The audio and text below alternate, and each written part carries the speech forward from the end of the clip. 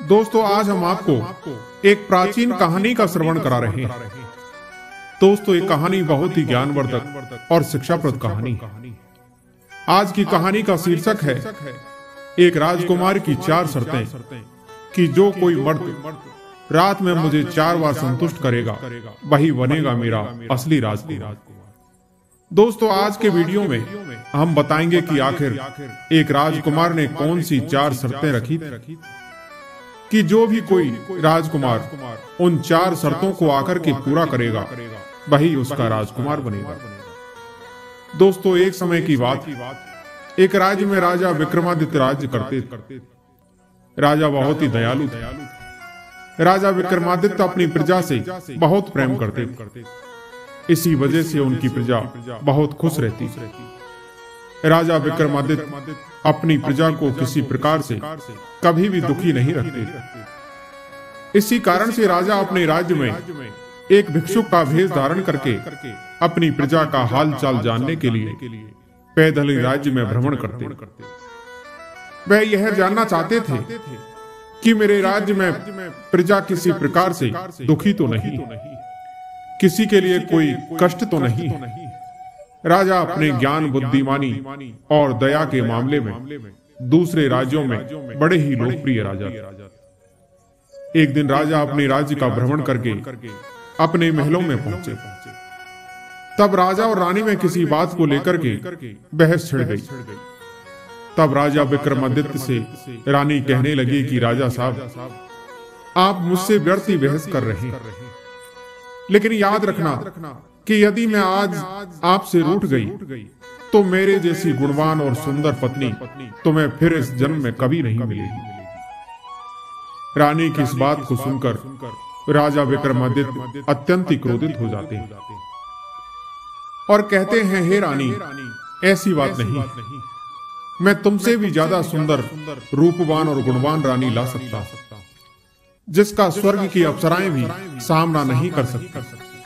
राजा के इन शब्दों को सुनने के बाद में रानी ने कहा कि आप तो ऐसे बात कर रहे हो जैसे आप राजकुमारी सूर्यलता का हरण करके हमारे महलों में ले आओ। रानी की यह बात राजा विक्रमादित्य के दिल में एकदम तीर की तरह चुभ गई। अब तो राजा विक्रमादित्य अपनी रानी से गुस्से में कह दिया कि हे रानी, अब तुम भी देखना कि मैं राजकुमारी सूर्यलता को तुम्हारे पास बंदी बना करके ले आऊंगा और उसी से मैं विवाह करूंगा। अब तो राजा विक्रमादित्य ने उसके बाद में यह निश्चय कर लिया कि चाहे कुछ भी हो जाए, अब तो मुझे राजकुमारी सूर्यलता से विवाह तो करना ही है। राजा विक्रमादित्य को इसका पता था कि राजकुमारी सूर्यलता जो है वह अप्सराओं की तरह सुंदर, रूपवान और गुणवान तथा बड़ी ही बुद्धिमान और नृत्य कला में माहिर स्त्री। बड़े से बड़े राजा महाराजा उससे विवाह करने के लिए ललायत होते रहते हैं, लेकिन राजकुमारी सूर्यलता ने अपने विवाह के लिए एक शर्त रखी कि वह उसी से ही विवाह करेगी जो मेरे चुप हो जाने पर यदि कोई भी राजकुमार मुझे 4 बार में हंसा देगा तो मैं उसके साथ विवाह कर लूंगा। यदि कोई भी राजकुमार ऐसा नहीं कर पाया तो उसे मैं अपने कारागाह में बंदी बना करके डलवा दूंगा। इसी प्रकार से धीरे धीरे करके राजकुमारी सूर्यलता के यहाँ पर कई राजकुमार बंदी हो चुके थे, जो कि बंदी गृह में पड़े हुए। राजकुमारी सूर्यलता ने अपने महल के सामने एक ढोल टांग दिया कि जो कोई राजा या राजकुमार उससे विवाह करने की इच्छा से आता था, उसके लिए उसे ढोल में चोट मार करके यह साबित करना होता था कि वह राजकुमार राजकुमारी सूर्यलता से विवाह करने के लिए आया है। इधर महाराज विक्रमादित्य ने ऐसे 4 योद्धाओं को अपने साथ में लिया जो मौका पाते ही कभी भी अदृश्य हो सकते और जब उनकी इच्छा होती तो अपना भेष बदल सकते थे। इन 4 योद्धाओं को लेकर राजा राजकुमारी सूर्यलता से विवाह करने के लिए महल से रवाना हो गए। राजा विक्रमादित्य ने उन 4 योद्धाओं को मार्ग में ही अपनी योजनाओं के बारे में पूरा तरीके से समझा दिया था। उस राज्य में प्रवेश करने से पहले ही वे चारों योद्धा एकदम से अदृश्य होकर के राजा विक्रमादित्य के साथ साथ चलने लगे। शाम होने से पहले ही वे चारों राजा विक्रमादित्य राजकुमारी सूर्यलता के महल के नजदीक पहुंच गए। वहां पहुंच करके उन्होंने ढोल के पास रखा हुआ डंडा उठाया और तेज गति से उस ढोल को बजाना प्रारंभ किया।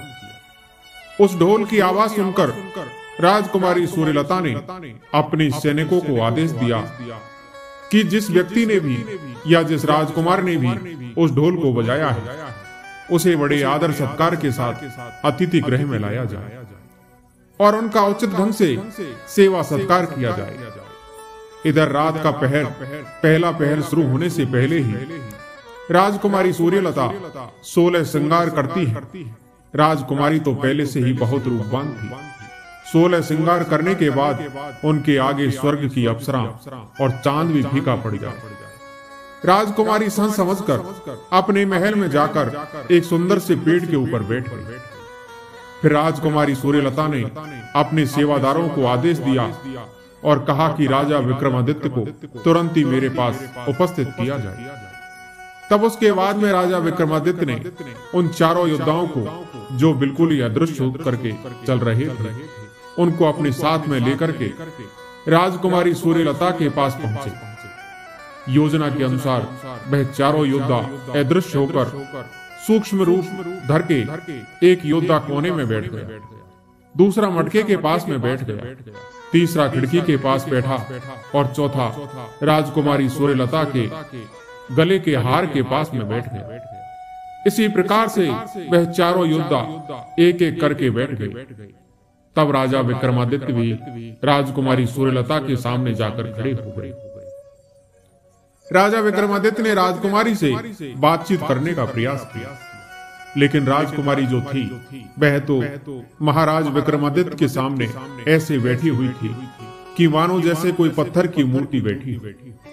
तब राजा विक्रमादित्य ने उस पेड़ की तरफ देखते हुए कहा कि हे भाई पेड़, राजकुमारी सूर्यलता तो बोलेगी नहीं, अब तुम ही कुछ बोलो जिससे रात का एक पहर तो कट जाए। तब उस पेड़ के पास छुपा हुआ एक योद्धा कहने लगा कि अरे राजन, आप यहाँ आकर के कहां फंस गए? राजकुमारी सूर्यलता को आज तक कोई भी राजकुमार एक बार भी नहीं हंसा सका। राजकुमारी के पास आज तक जितने भी राजकुमार आए हैं सभी के सामने राजकुमारी मौन थी, तो तुम्हारे सामने कैसे बोल सकती? दोस्तों, फिर वह योद्धा जो पेड़ में छुपा हुआ था वह बोला कि कोई बात नहीं, समय काटने के लिए मैं आपके लिए एक अनमोल कहानी सुनाता हूँ। राजा साहब, आप बस हलकारा भरते रहना। तब राजा ने कहा कि ठीक है। तब वह पेड़ में छुपा हुआ योद्धा कहानी सुनाने लगा। राजा विक्रमादित्य हुंकारा भरते हुए कहानी को सुनने लगा। तब वह योद्धा कहने लगा कि राजा साहब, प्राचीन समय की बात है। किसी नगरी में महाराज अशोक राज्य करते थे। उनके पुत्र का नाम शांतनु था और शांतनु की जो मित्रता थी वह एक सेठ के लड़के से हो चुकी थी। व्यापारी सेठ का लड़का और शांतनु एक दूसरे के लिए कुछ भी कर सकते थे। जब भी कहीं घूमने के लिए जाते तो एक साथ ही घूमने के लिए जाते। उन्होंने यह कसम खाई थी कि हम जब भी जहां जाएंगे साथ ही जाएंगे, एक दूसरे का साथ कभी भी नहीं छोड़ेंगे। इसलिए वह दोनों मित्र साथ साथ खेलते थे, साथ साथ खाते और पढ़ते थे, और जहां भी वे जाते तो एक साथ ही जाते। दोनों एक दूसरे के बिना एक पल भी नहीं रहते। अब तो धीरे धीरे करके उन दोनों का विवाह हो चुका था, लेकिन दोनों की ही पत्नी अभी ससुराल से नहीं आई। वह दोनों मायके में ही थी। एक दिन सेठ ने अपने पुत्र से कहा कि बेटा, अब तुम्हारी पत्नी और तुम दोनों जवान हो चुके हो। अब तुम्हारी पत्नी को मायके में रहना ठीक नहीं है, इसलिए बेटा तुम अपनी ससुराल जाकर के अपनी पत्नी को बुलाकर ले आओ। तभी सेठ का बेटा कहने लगा कि पिताजी, आपकी आज्ञा मेरे सिर आंखों पर, परंतु मैंने अपने मित्र राजकुमार शांतनु से वादा करके रखा है कि मैं उसके बिना अकेला कहीं नहीं जाऊंगा। अपने बेटे की बात सुनकर के सेठ ने कहा कि यदि ऐसी बात है तो तुम अपने मित्र को भी अपने साथ अपनी ससुराल ले जाओ। उसके बाद में सेठ का लड़का अपने पिता की बात को मान करके अपने मित्र राजकुमार शांतनु के साथ में जाने के लिए तैयार हो गया। अगले दिन सुबह सुबह ही दोनों ने अपनी यात्रा प्रारंभ कर दी। लेकिन इधर सेठ का लड़का मन ही मन में यह सोच करके चिंता में था कि पता नहीं आज मेरे ससुराल वाले मेरे दोस्त की सेवा उसकी अहमियत के हिसाब से कर पाएंगे या नहीं, कहीं राजकुमार नाराज ना हो जाए। इसी प्रकार से चलते चलते वे दोनों बहुत आगे तक जा पहुंचे। उस रास्ते में एक माँ दुर्गा का मंदिर पड़ता था। उन्हें पता था कि माँ दुर्गा के मंदिर के सामने जो भी सिर झुका करके जाता था उनकी हर मुराद जरूर पूरी होती थी। माँ दुर्गा के आगे रोगियों का रोग मिट जाया करता था। यही सोच करके सेठ का लड़का उस मंदिर में पहुंचा और माँ दुर्गा से प्रार्थना करने लगा कि हे माँ, मेरी ससुराल में मेरे दोस्त का सम्मान उसकी प्रतिष्ठा के हिसाब से ही होना चाहिए। यदि मेरी मुराद पूरी हो गई तो वापस लौटते समय मैं आपके लिए अपना शीश दान भेंट कर दूंगा। माँ दुर्गा से ऐसी प्रार्थना करने के बाद में दोनों मित्र फिर अपने अपने रास्ते के लिए आगे बढ़ गए। फिर थोड़ी देर बाद में सेठ के लड़के के ससुराल पहुंच गए। उसके ससुराल वाले बहुत ही बड़े धनी सेठ थे। शहर में उनकी बहुत सारी ऐसी कंपनियां थी जिनमें उनका व्यापार बड़े अच्छे ढंग से चल रहा था। पैसे वाले होने के साथ साथ उनका व्यवहार भी अच्छा था। उन्होंने अपने दामाद और उस राजकुमार का ऐसा स्वागत सत्कार किया कि जिसे देख करके सेठ का लड़का ही नहीं बल्कि राजकुमार भी एकदम से आश्चर्यचकित रह गया। ऐसा सत्कार राजकुमार ने अपने जीवन में पहले कभी नहीं देखा। सेठ के लड़के के ससुराल वालों ने उन दोनों को 1 महीने तक अपने घर से बाहर जाने नहीं दिया। वह रोज उनसे निवेदन करके उन्हें रोज रोक लेते थे। 1 महीने के बाद सेठ के बेटे के बहुत आग्रह करने के बाद में उन्होंने बड़े आदर सहित अपनी कन्या को वहां से विदा कर दिया। इधर राजकुमार जो था वह अपने दोस्त के ससुराल वालों के आदर सत्कार से इतना प्रभावित हुआ कि वह पूरे रास्ते उनकी तारीफ ही करता रहा। चलते चलते वे तीनों उसी दुर्गा माँ के मंदिर के पास पहुंच गए जिस मंदिर में सेठ के लड़के ने अपनी मुराद मांगी थी। सेठ के बेटे ने राजकुमार से कहा कि मित्र, तुम दोनों यहीं पर रुको, मैं मंदिर में जाकर के माता के दर्शन करके आता हूँ। तब राजकुमार कहने लगा कि मित्र, मैं भी तुम्हारे साथ चलता हूँ। और उसकी पत्नी भी बोली कि मैं भी आपके साथ माता का दर्शन करने चलूंगी। तब सेठ के लड़के ने उन दोनों को समझाते हुए कहा कि देखो, मैंने इधर से जाते समय देवी माँ से अकेले दर्शन करने की मन्नत मांगी, इसलिए मैं अकेले ही दर्शन करने के लिए अंदर जाऊंगा। उसकी बात सुनकर राजकुमार ने कहा कि ठीक है, लेकिन तुम जल्दी वापस लौट करके आ जाना। राजकुमार की बात सुनकर वह सहमति में सर हिला करके वह मंदिर के अंदर चला गया। सेठ के बेटे ने वहां जाते ही अपना शीश काट करके देवी माँ के चरणों में अर्पित कर दिया। इसी प्रकार से धीरे धीरे करके जब काफी देर हो गई, उधर राजकुमार ने देखा कि अभी तक मेरा मित्र लौट करके मंदिर से वापस नहीं आया। यह सोचकर राजकुमार को अपने दोस्त की चिंता होने लगी। राजकुमार ने अपने दोस्त की पत्नी से कहा कि भाभी, मेरे दोस्त को मंदिर में गए हुए काफी देर हो चुकी है, वह अभी तक लौट करके नहीं आया है। आप यहीं पर ठहरो, मैं मंदिर में जाकर के अपने दोस्त को देख करके आता हूँ। इतना कहने के बाद में राजकुमार भी मंदिर के अंदर चला गया। जब मंदिर में उसने अपने मित्र का कटा हुआ सिर देखा तो एकदम से उसके पैरों के नीचे की जमीन खिसक गई। उस दृश्य को देखकर राजकुमार विलाप करते हुए बोला कि मित्र, अब मैं जाकर के आखिर तुम्हारे पिता और तुम्हारी पत्नी को क्या जवाब दूंगा। और तुम्हें तो याद होना चाहिए कि हम दोनों ने एक दूसरे का साथ मरते दम तक निभाने का वादा किया था। लेकिन मित्र, तुमने अपने वादे को तोड़ करके आज मेरा साथ छोड़ दिया। लेकिन मित्र, याद रखना, तुमने तो वादा तोड़ दिया, मैं अपना वादा जरूर निभाऊंगा। और आज मैं भी लौट करके महलों के लिए नहीं जाऊंगा, मैं भी अपनी जान यहीं दूंगा। ऐसा कहकर के राजकुमार ने वहीं पर रखी हुई तलवार को उठाया और तुरंत ही अपने सिर को काट लिया। उधर जब रास्ते में खड़ी हुई सेठ की पुत्रवधू ने उन दोनों का इंतजार करते करते बहुत ही ज्यादा थक गई थी। जब उसे इंतजार नहीं हुआ तो वह भी मंदिर के अंदर चली गई। अब तो मंदिर के अंदर का दृश्य देखते ही वह एकदम से घबरा गई। उसने देखा कि राजकुमार और उसके पति के सिर धड़ से अलग पड़े हुए हैं। यह देख करके वह जमीन पर पड़ी हुई तलवार को उठाती और अपना सिर काटने के लिए तलवार को चलाने लगी। तभी माँ दुर्गा वहां प्रकट होती और उसका हाथ पकड़ लेती। उसने जैसे ही माँ दुर्गा को देखा तो वह कहने लगी कि हे माँ, मेरे पति और उनके मित्र राजकुमार की बलि तो आप ले चुकी। आपने इन दोनों को अपना बलिदान करने के लिए नहीं रोका, तो फिर आप मुझे अब क्यों रोक रही? अब आप कृपा करके मेरी जान भी ले लीजिए। मुझे अब आप क्यों रोक रही? वैसे भी स्त्री का जीवन पति के बिना सूना होता है। एक स्त्री पति के बिना कैसे जी सकती है? जब माँ दुर्गा कहने लगी कि पुत्री, मैं तुम्हारे पति की भक्ति और राजकुमार की मित्रता और तुम्हारा अपने पति के प्रेम निष्ठा भाव को देख करके, इस प्रेम को देखकर मैं बहुत ही ज्यादा प्रसन्न हूँ। इसलिए बेटी, मैं तुम्हारे पति और राजकुमार को जीवन दान देना चाहती हूँ। तुम ऐसा करो, दोनों के सिर को उठा करके उनके शरीर के पास रख दो। उसके बाद मैं इन दोनों को पुनः जीवित कर दूंगी। तब उसने उन दोनों के सिर उठाए और जैसे ही उसने उन दोनों के सिर उठा करके दोनों के शरीर के पास रखे, तब तुरंत ही देवी माँ ने अपनी शक्तियों के द्वारा उन दोनों को जीवित कर दिया। इस समय पर वह दोनों मित्र जीवित होकर वहीं पर खड़े हो गए।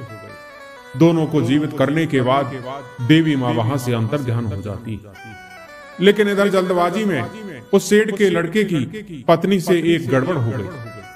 उसने क्या किया कि अपने पति का जो सिर था वह उसने राजकुमार के सिर पर रख दिया, और जो राजकुमार का सिर था वह अपने पति के सिर पर रख दिया।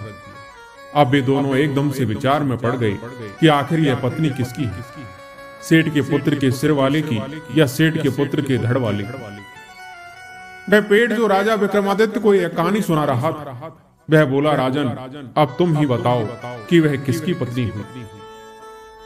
राजा विक्रमादित्य बोले कि इसमें कौन सी बड़ी बात, वह तो सेठ के पुत्र के धड़ वाले की पत्नी होगी। यह सुनकर के राजकुमारी सूर्यलता जो थी वह एकदम से चौंक उठी और राजा विक्रमादित्य की तरफ गुस्से से देखती हुई बोली कि हाँ राजन, क्या खूब न्याय किया है आपने। मैंने आपकी न्याय के बारे में दूर दूर तक चर्चा सुनी, लेकिन मुझे लगता है कि आप तो आज तक छोटा सा न्याय भी नहीं कर पाए। वह सेठ के पुत्र के धड़ वाले की पत्नी नहीं, बल्कि सेठ के सिर वाले की पत्नी होगी, क्योंकि सिर के बिना धड़ का कोई मूल्य नहीं होता। इसलिए हे राजन, तुम्हें नहीं पता, मनुष्य का सिर ही उसकी पहचान होती है। राजकुमारी सूर्यलता के इन शब्दों को सुनने के बाद राजा महाराज विक्रमादित्य एकदम से मुस्कुराते हुए कहने लगे कि हे राजकुमारी, आप बिल्कुल सही कह रही हैं। वह सेठ के पुत्र के सिर वाले की ही पत्नी होगी। जैसे ही रात का दूसरा पहर शुरू हुआ, राजा ने फिर सिपाही से कहकर ढोल में पहली बार एक डंका लगा दिया।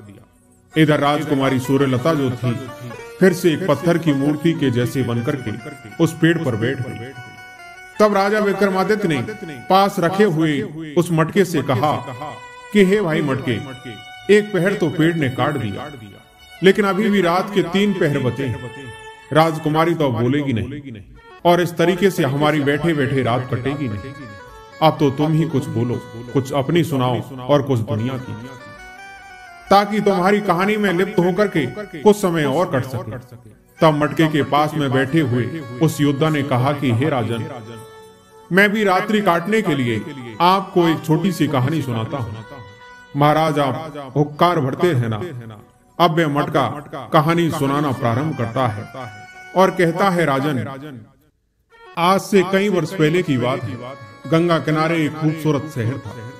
उस शहर के पास गांव में 2 दोस्त रहते थे। एक नगर के सेठ का बेटा राजू और दूसरा सरपंच का बेटा मनोहर। दोनों दोस्तों में बचपन से ही बड़ा ही प्रेम था।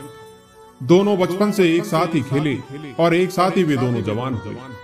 वे दोनों दोस्त जब तक एक दूसरे को ना देख लेते उन्हें चैन नहीं आता। दोनों दोस्त बहुत ही शरीफ, बहादुर और जाबाज थे। दोनों में बहुत ही गहरा प्रेम था।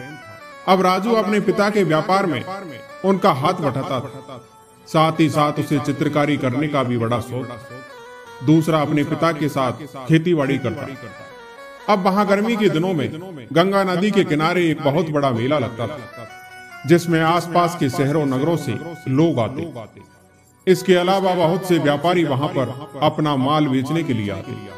साधु सन्यासियों की वहां खूब भीड़ रहती। लोग गंगा में स्नान करते, साधु सन्यासियों के दर्शन करते और मेले का मजा उठाते। मेले में व्यापारियों की दुकानों के अलावा करतब दिखाने वाले भी आते। यहाँ तक कि ठग और चोर भी इस मेले में पहुंचते। छोटे बच्चों से लेकर औरत और मर्द सभी इस मेले में आते। बड़े बड़े तलवारबाज और तीरंदाज दूर दूर से आकर वहां पर अपना जौहर दिखाते। रात के समय पूरा इलाका रोशनी से जगमगा उठता था। तरह तरह के खेल तमाशा दिखाने वाले अपने हैरत अंजेब कारनामे दिखाकर लोगों का दिल जीत लेते। लोग इस मेले में शामिल होते। अब राजू का पिता भी हर साल मेले में अपनी दुकान सजाता और अपना माल बेचता। दोस्त राजू और मनोहर भी हर साल मेला घूमते और मजा उठाते। एक दिन राजू का पिता बीमार हो गया और उसने अपने बेटे को आदेश दिया कि इस साल राजू दुकान पर बैठेगा। अब राजू दुकान पर बैठता, इसलिए वे दोनों एक साथ मेला नहीं देख सकते और मनोहर अकेला ही घूमता रहा। फिर घूम फिरकर वह अपने दोस्त की दुकान पर आ जाता। एक शाम की बात है, मनोहर घूम फिरकर मेले से वापस आया तो बेहद ही परेशान और चिंतित। राजू ने पूछा कि क्या बात है दोस्त, क्या परेशानी है? मनोहर बोला कि उसने एक बहुत ही सुंदर लड़की को मेले में देखा है। उसे देखते ही वह उसकी सुंदरता पर कायल हो गया और अब उसके बिना जिंदा रहना उसके लिए नामुमकिन है।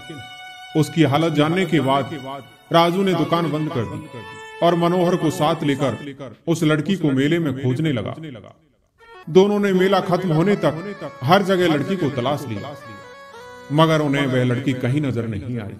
लाचार होकर दोनों दोस्त वापस लौट आए।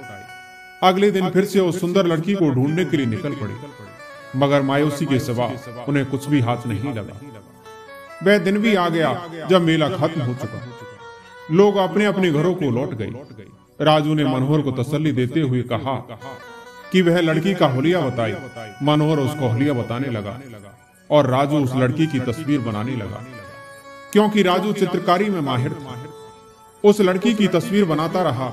जब तस्वीर तैयार हो गई तो मनोहर बोला कि यह उस लड़की की तस्वीर है। राजू ने अपने दोस्त से वादा किया कि जब तक वह इस लड़की का पता नहीं लगा लेगा वह चैन से नहीं बैठेगा, और मनोहर को उम्मीद ना छोड़ने और उसके सफल होकर लौटने तक इंतजार करने को कहा।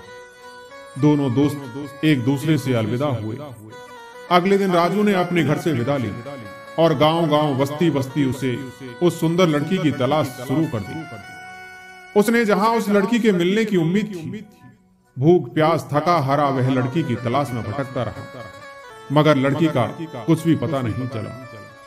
इधर राजू के बूढ़े माँ बाप और उसके रिश्तेदारों ने उसे बहुत समझाया, मगर वह अपने प्यारे दोस्त से किए गए वादे को निभाना चाहता था।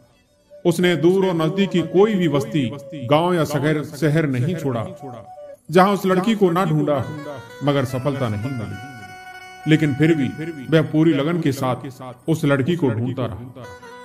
भटकते भटकते उसे पूरा 1 साल बीत चुका था और अब अगला मेला भी आ गया। अब राजू जब घर आया तो उसे पता चला कि उसका दोस्त मनोहर बहुत बीमार है और कमजोर हो चुका है। वह हमेशा उस लड़की को याद करता है। तो राजू मेले में पहुंचा। पूरे 10 दिन तक मेले में उस लड़की को तलाशता रहा, मगर उसे सफलता नहीं मिली। अब मेला भी खत्म हो गया। इस दौरान राजू के माँ बाप उसके लिए बहुत ही चिंतित रहने लगे और फिर आखिर समझा बुझाकर राजू को घर वापस ले आए। राजू के घर वालों ने उसे मजबूर करके उसकी शादी करवा दी। ताकि शादी के झंझट में पड़कर वह सही रास्ते पर आ जाए। अब इधर जब शादी की पहली रात राजू अपने कमरे में गया और दुल्हन का घूंघट उठाया तो वह एकदम पीछे हट गया। उसका चेहरा देखकर राजू की हैरानी की सीमा ना रही जब उसने अपनी दुल्हन के रूप में उस लड़की को पाया जिसे वह कई दिनों से तलाश रहा था।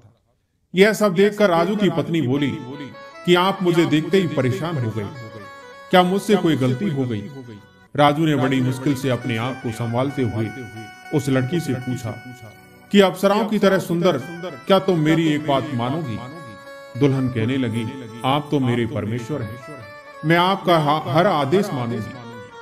राजू ने कहा कि तुम्हें मेरी बात माननी ही होगी, नहीं तो एक मासूम इंसान की जान चली जाएगी और मैं यह सदमा बर्दाश्त नहीं कर सकूंगा। इस बात पर दुल्हन बोली कि मैं इतनी निर्दयी नहीं, आप बताइए कि मुझे क्या करना है, मैं आपका आदेश पूरा करूंगी। राजू ने मनोहर की सारी प्रेम कहानी अपनी दुल्हन को सुना दी कि किस तरह वह उसके प्रेम में पड़कर अपनी जान न्यौछावर करने को तैयार है। फिर मनोहर से किए हुए अपने वादे का भी जिक्र किया और मनोहर की खराब तबीयत के बारे में बताया। उसने कहा कि मैं तुम्हें इस बंधन से मुक्त करता हूँ, तुम मनोहर से शादी कर लो, मैं तुम्हारा जीवन भर ऋणी रहूंगा। दुल्हन ने कहा कि मैं आपका आदेश पूरा करूंगा। राजू बोला कि तुम अभी मनोहर के घर चली जाओ। राजू ने उसे मनोहर के घर का पता बताया और उसी रात दुल्हन अकेली ही मनोहर के घर की तरफ रवाना हो गई। मनोहर पास के ही गांव में रहता था। दुल्हन रात के समय में ही सफर करती रही। रास्ते में एक जगह वह एक सुनसान स्थान से गुजर रही कि तभी दो राहगीर अचानक उसके सामने खड़े हो गए। उन्होंने लड़की को ललकारा तो लड़की रुक गई।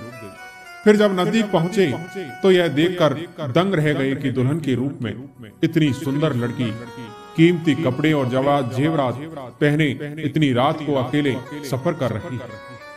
वह उसे पकड़कर अपने सरदार के पास ले गए। लड़की ने इस पर किसी भी तरह की हिचकिचाहट नहीं दिखाई। सरदार ने देखा कि एक बेहद खूबसूरत लड़की दुल्हन के रूप में उसके सामने खड़ी थी। वह बोला कि सुंदरी, तुम्हारे कपड़ों से मालूम होता है कि तुम्हारी नई नई शादी हुई है। ऐसी हालत में अकेले सफर करना मेरे ख्याल से ठीक नहीं है। आखिर किस कारण तुम्हारे घर वालों ने तुम्हें ऐसा करने की इजाजत दी? लड़की कहने लगी कि मैं एक बहुत ही जरूरी काम से जा रही हूँ, जिसे मैं अभी नहीं बता सकती। अगर आप आज्ञा दें तो मैं वह जरूरी काम करके आपके पास वापस आ जाऊंगा। सरदार बोला कि मैंने ऐसी कच्ची गोलियां नहीं खेली कि घर में आया हुआ शिकार यूं ही हाथ से जाने दो। लड़की ने कहा कि आप बेशक ठीक कहते हैं, मगर मैं वचन देती हूँ कि कल शाम से पहले मैं इससे भी ज्यादा कीमती जेवर, नकदी और कपड़े लेकर आपके सामने हाजिर हो जाऊंगी। लेकिन इस वक्त अगर मैं ना गई तो हो सकता है कि किसी की जिंदगी चली जाए। मैं डर के मारे यह बात नहीं कर रही। अगर मुझे डर या खौफ होता तो मैं अकेले सफर ना करती। लुटेरों का सरदार लड़की की दिलेरी से बहुत प्रभावित हुआ और कहने लगा कि चलो तुम्हारी यह बात भी मान लेते हैं। सरदार ने अपने आदमियों से कहा कि इसे इसकी मंजिल तक छोड़ दो। दुल्हन ने कहा, नहीं, ऐसा नहीं होगा, मैं वहां अकेली ही जाऊंगी और आपसे किया हुआ वादा पूरा करूंगी। दुल्हन वहां से चलकर सीधा मनोहर के घर पर पहुंची और मनोहर से मिलने के लिए उसके कमरे में गई। मनोहर ने जब खूबसूरत लड़की को देखा कि उसके सामने उसके सपनों की राजकुमारी खड़ी है तो वह बस उसकी प्रेमिका को निहारता रहा। लड़की ने खामोशी से अपने आप को संभाला और कहने लगी, आपने मुझे पाना चाहा और मैं आपकी दासी बनने के लिए आपके पास आ गया।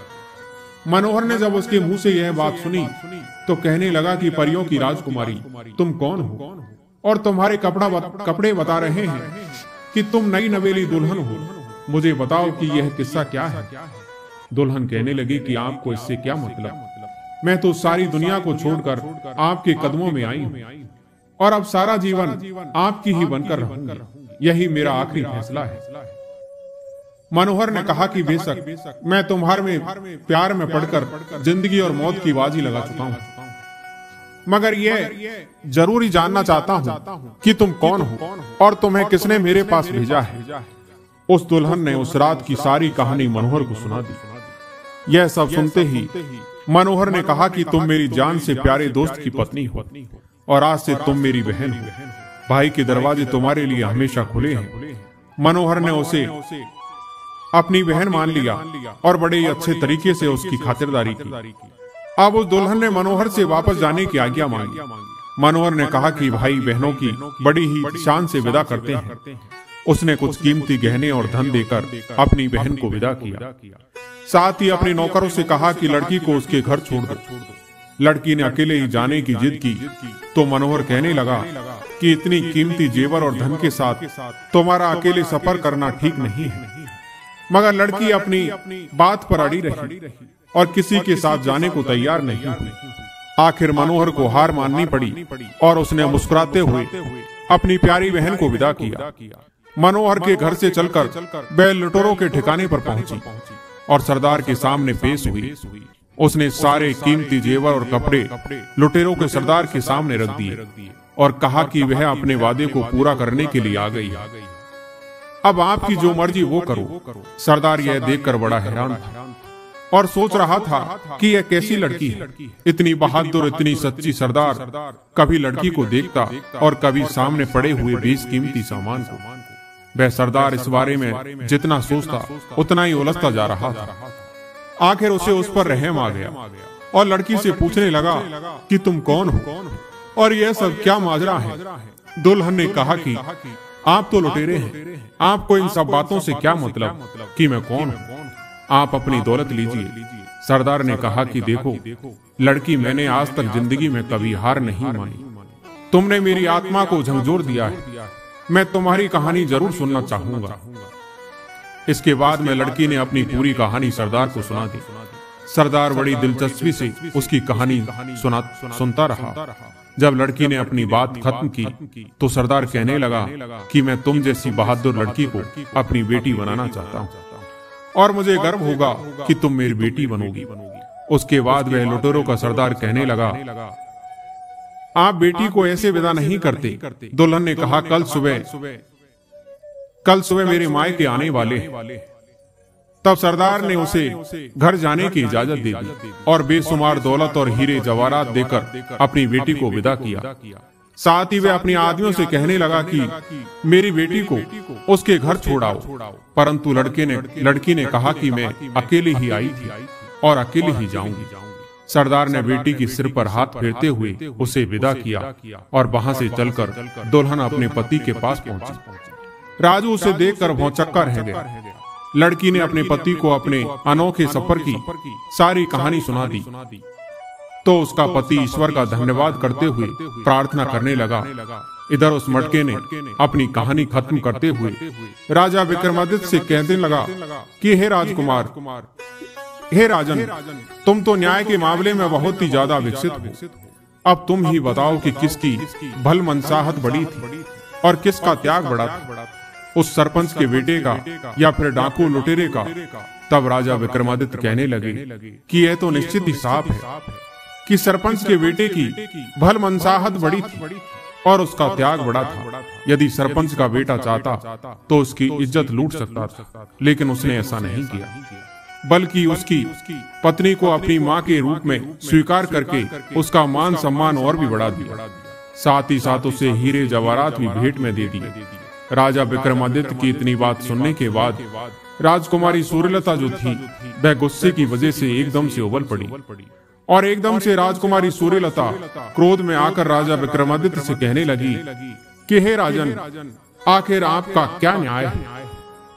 क्या ऐसे ही तुम न्याय करके अपने राज्य में इतने प्रसिद्ध हुए हो? बड़ी भल मनसाहत तो त्याग उस सरपंच के लड़के की नहीं बल्कि उन डाकू लुटेरों का था।